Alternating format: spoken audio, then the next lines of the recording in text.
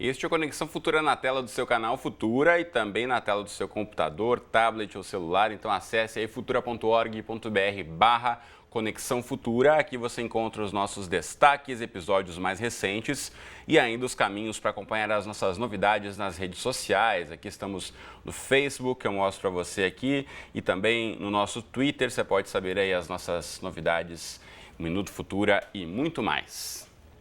Está em tramitação na Câmara dos Deputados o projeto de lei 7.664 de 2014, que acaba com a revista pessoal vexatória nos presídios do país. Considerada humilhante e ineficaz, a revista vexatória afeta milhares de familiares das pessoas presas, principalmente mulheres, que são obrigadas a tirar a roupa e passar por inspeção íntima genital antes de visitarem seus parentes. No Brasil, alguns estados possuem normas que proíbem esse procedimento, como o Rio de Janeiro e São Paulo, por exemplo. Mas, de acordo com as organizações de direitos humanos, a revista vexatória vai continuar enquanto não houver uma lei federal. Então, quem conversa com a gente agora sobre esse assunto é a Vivian Calderoni, que é advogada do Programa de Justiça, mantido pela Conectas Direitos Humanos. Eu vou colocar a imagem da Vivian em tela cheia para conversar com a gente agora. Tudo bem, Vivian? Bem-vindo ao Conexão Futura. Olá, boa tarde, Cristiano. Obrigado por ter topado conversar conosco. Em outubro de 2014, na verdade de 2015, algumas organizações, inclusive a Conectas, denunciaram na Comissão Interamericana da OEA, que é a Organização dos Estados Americanos, a manutenção da revista vexatória nos presídios brasileiros. De lá para cá, mudou alguma coisa, Vivian? Infelizmente não, Cristiano. Essa foi uma iniciativa de levar o tema para a Comissão Interamericana de Direitos Humanos, perante a Organização dos Estados Americanos, com sede em Washington, de mais de 20 organizações da sociedade civil de toda a região, de toda a América Latina. Porque, infelizmente, essa é uma realidade comum na nossa região. Então, infelizmente, não é uma exclusividade do Brasil.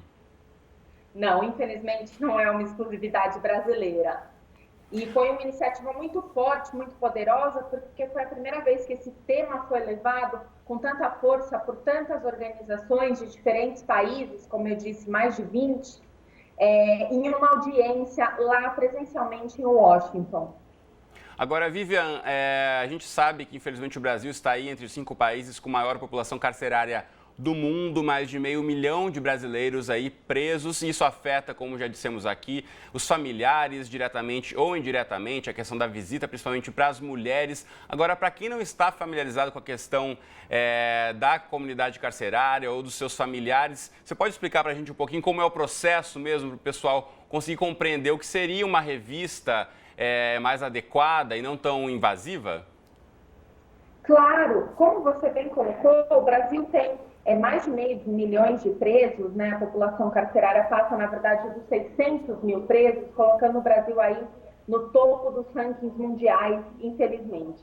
E a família desses presos, ela é muito afetada por diversas violações. Então, todo o procedimento de visita, ele é muito humilhante, pesado. Em primeiro lugar, o Estado, ele não fornece os itens de exemplo, para os presos, o que deveria fazer. E aí cabe a essas famílias o encargo de levar, inclusive, pasta de dente, papel higiênico, cobertores, familiares. Então, um ônus econômico muito grande sobre famílias pobres.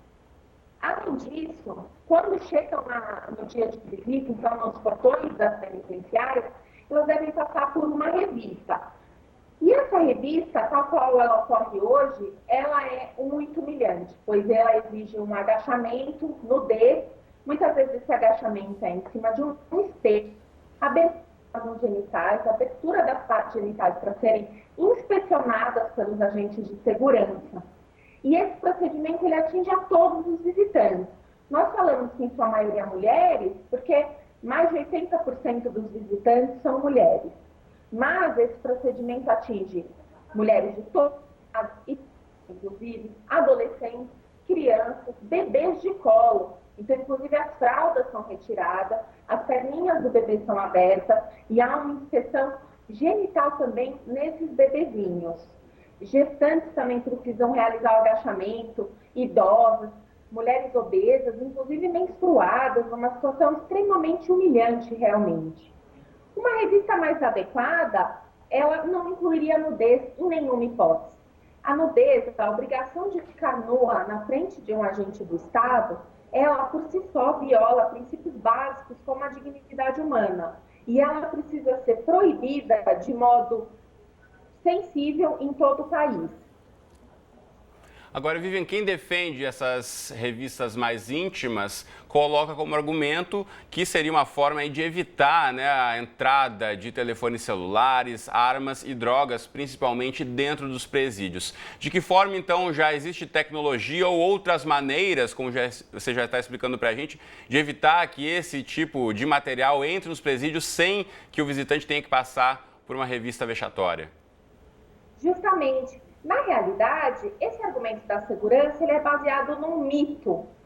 O que as pesquisas indicam, inclusive uma pesquisa realizada pela Rede Justiça Criminal, que é um coletivo de organizações da sociedade civil da qual a Conectas faz parte, apurou, de acordo com os dados oficiais da Secretaria de Segurança, de Administração Penitenciária do Estado de São Paulo, que a cada 10 mil procedimentos de revista vexatória, ou seja, a cada 10 mil mulheres ou homens que passam por esse procedimento, em apenas 3 deles foi encontrado algum objeto proibido de ingressar na unidade prisional. Então, vemos aí uma desproporcionalidade da medida. Se a cada 10 mil procedimentos encontramos apenas 3 objetos, sendo que em nenhum desses casos foi encontrado armas. Ao passo que dentro da unidade, no mesmo período estudado, foram encontrados 4 vezes mais objetos proibidos. Então, vemos que a principal via de entrada desses objetos não é pelos familiares. Um outro exemplo é que essa revista vexatória ela acontece também para que os familiares visitem seus adolescentes, em Fundação Casa, em instituições de ensino, né, para adolescentes em conflito com a lei. Também se aplica o mesmo procedimento da revista vexatória. Os dados da Secretaria Pública do Estado de São Paulo mostram que em todos os procedimentos realizados de revista vexatória, em nenhum deles foi encontrado um objeto proibido, no caso das unidades de internação de adolescentes. Então, em primeiro lugar, é importante que todo mundo fique ciente que esse é um falso argumento.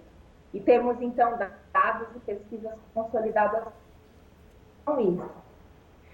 Para além disso, existem, sim, outras formas de realizar a revista para pessoas. Isso Peraí, Vivian, a gente está com um probleminha só na conexão da sua chamada pelo Skype. Eu vou rapidamente aqui tirar a imagem da Vivian da tela para a gente tentar restabelecer a conexão. Enquanto isso, eu mostro para você de casa aqui que na internet você também pode acompanhar novidades em relação a uma campanha lançada num site, vamos colocar na tela aí, fimdarrevistavexatoria.org.br, que já tem um alerta quando você acessa o site, que essa campanha contém linguagem ofensiva, dramatizações baseadas em relatos reais de vítimas. Aí, estando ciente e desejando entrar no site, você clica aqui, onde eu estou circulando para você, e você vai entrar, então, nesse site com uma série de depoimentos aqui de mulheres e homens que passaram por essa questão de... Foram fazer uma visita ao presídio de algum familiar ou amigo, enfim, e passaram por uma revista vexatória. Deixa eu ver se voltou aqui a conexão com a Vivian. A gente segue com um probleminha, eu vou fechar aqui rapidamente e abrir de novo para a Vivian atender a gente lá pela nossa conexão na internet. Estamos chamando aqui, Vivian já está nos atendendo. Deixa eu colocar novamente aqui Vivian na tela. Vivian, você está me ouvindo bem? Estou sim. Beleza, então eu estava mostrando aqui o site da campanha. Fala um pouquinho para a gente então sobre como foi criar esse site pelo fim da revista vexatória, colher esses depoimentos e criar essa plataforma online também para conscientizar um pouco a população, para pensar e refletir sobre esse assunto, né? Justamente esse é o ponto da campanha nacional pelo fim da revista vexatória. Com base nos relatos, depoimentos que a Conectas e a Rede de Justiça Criminal ao longo do essa por essa cidade. Então, ela está lá e tem a modalidade vídeo, que são atores, atrizes, né? Podemos citar Denise Fraga ou Heather Baxter, que gravaram um vídeo lendo uma dessas cartas. Então, eles não estão interpretando nenhuma personagem. Infelizmente, são relatos reais e concretos. E também tem áudios em que simula uma situação de revista vexatória, como se então o que estivesse passando por essa situação para poder se colocar naquela posição. E essa campanha, esse site, ele direciona para que a pessoa que foi indignada com essa situação envie uma mensagem para o Congresso Federal pedindo a aprovação de uma lei, pondo fim definitivamente a essa prática. Agora, Vivi, a gente está quase encerrando aqui o nosso tempo da nossa conversa, então fala para a gente em que momento, em que ponto está essa discussão desse projeto de lei lá no Congresso. Esse projeto de lei já foi aprovado no Senado Federal por unanimidade, já foi aprovado na primeira comissão na Câmara dos Deputados, Comissão de Direitos Humanos e Minorias. Ele já teve uma audiência pública na Comissão de Segurança Pública e aguarda a sua aprovação nessa comissão, depois passará por mais uma comissão e aí assim se tornará lei. Foi muito interessante a audiência pública realizada na Comissão de Segurança Pública, porque ficou claro que há um consenso com relação à necessidade de proibição da revista vexatória. Estavam presentes, além de organizações da sociedade civil, familiares, representantes dos funcionários do sistema penitenciário, que também apoiam o fim da revista vexatória, porque para esses funcionários também é uma revista humilhante. Sem dúvida. Vivi, infelizmente eu preciso interromper você, que o nosso tempo já está chegando ao fim aqui, mas a gente vai continuar acompanhando essa questão e vendo os próximos desdobramentos dessa tão importante questão aí em relação aos direitos humanos aqui no Brasil. Muito obrigado, Vivian.